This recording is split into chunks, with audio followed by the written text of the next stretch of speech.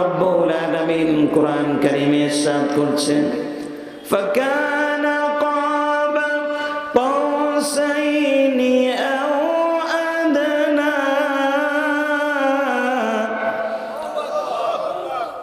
ফাআওহা ইলা আবদিহি মা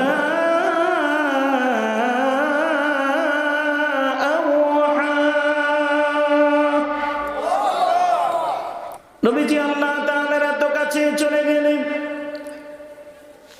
ধনুককে বাঁকা করলে পরে ধনুকের দুটা মাথা যত কাছে চলে আসে, আল্লাহর হাবিবকে আল্লাহ রাব্বুল আলামিন এত কাছে নিয়ে গেলেন। সুবহানাল্লাহ।